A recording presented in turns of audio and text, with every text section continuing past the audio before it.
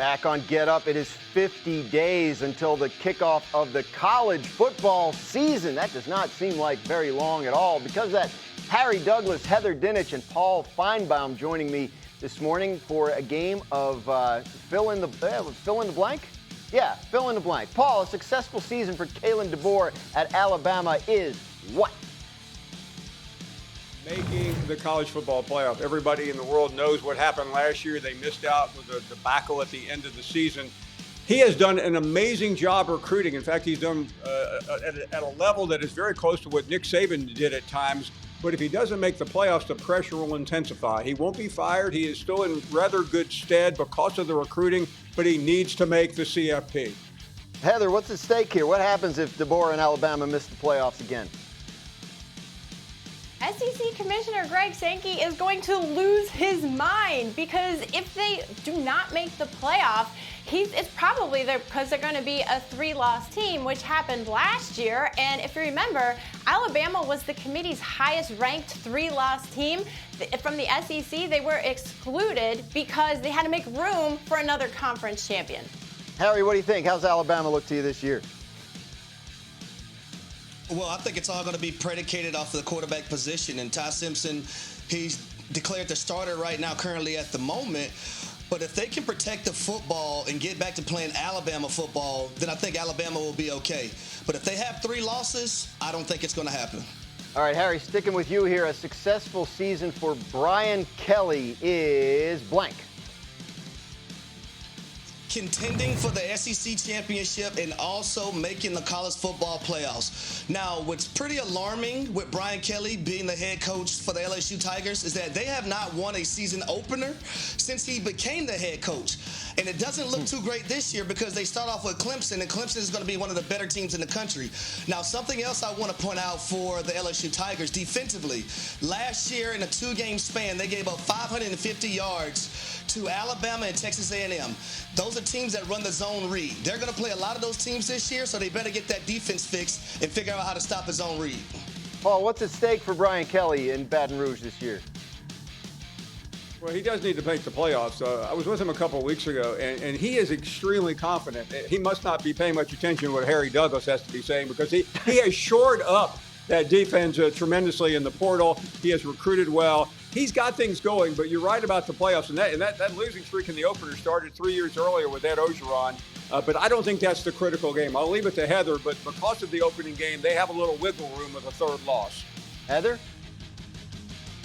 I agree that they have wiggle room with a 3rd loss. When you look at this schedule, they could have 3. At Clemson, I also see at Ole Miss, at Alabama, and let's not overlook the regular season finale against the Sooners because ESPN's FPI gives them about a 52% chance to win that game.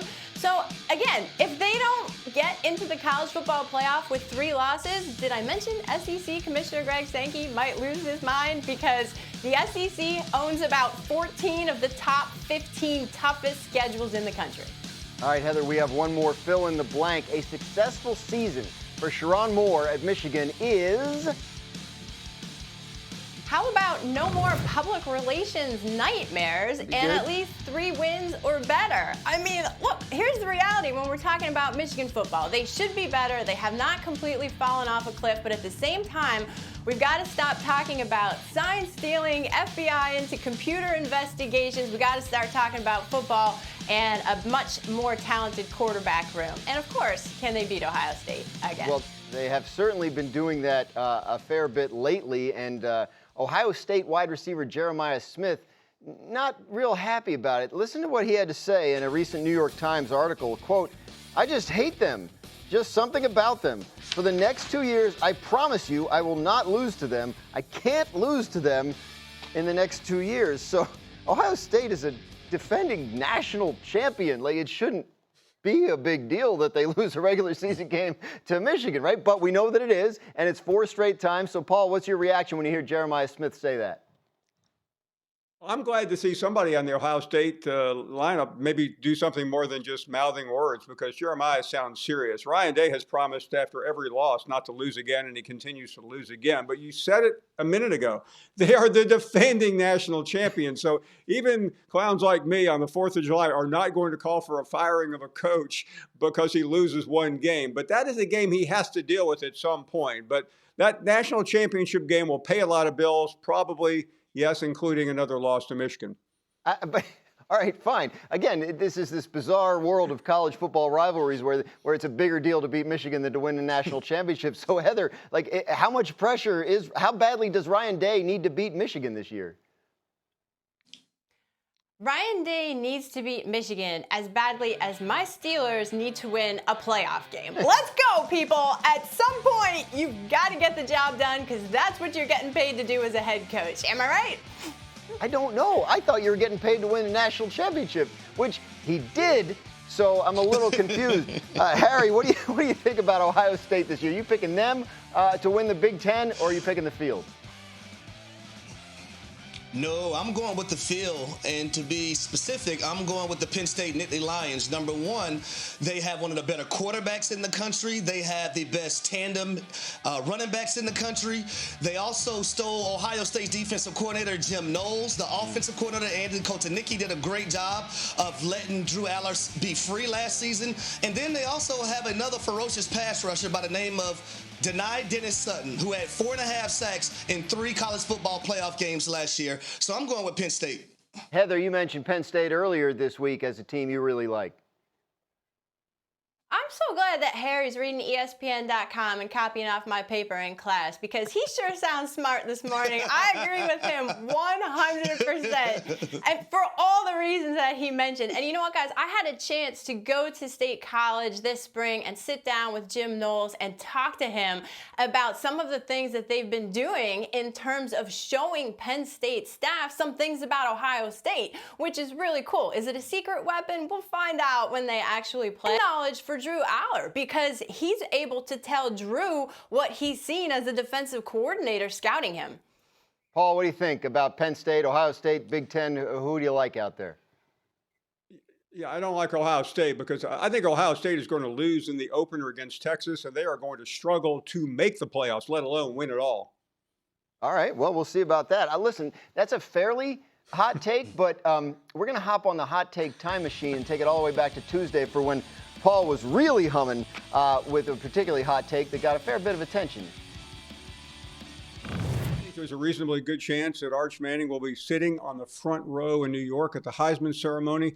That's assuming that his team does what it's supposed to do and compete for not only the SEC, but for the national championship. I believe also that Arch Manning is the best college football quarterback we have seen since Tim Tebow entered the scene in 2006.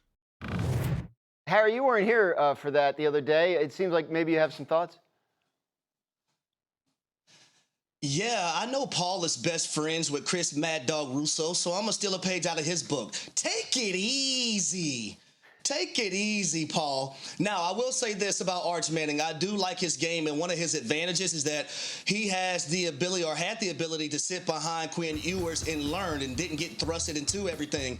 I was singing his praises, and I actually wanted him to play more last year. But they're 2-3 receiver deep. They're 3 running back deep. They have a ferocious defense as well. If he just handles his business, he will be sitting there for the Heisman Trophy. But, well, we do know that those things are earned on the football field, not given, Paul, right now in July. Paul, you have time for a rebuttal. Well, no, I was entertained by what Harry said, but he must have copied that off of Heather's article as well. Oh, because what I said, I believed in very much. And I am amazed at how so many of the pundits this week have made so much out of this. It was, Dan, you were here. You asked me the question. It was a simple question. I gave an answer, and I stick to it. Enough of this already. Arch Manning is so prepared. That's the one thing I do agree with Harry. He's well prepared. That's why he is going to be in New York at the end of the season on the front row. All right. Well, it's 50 days, as I mentioned, till we all get to start finding out how the college football season gets settled on the field.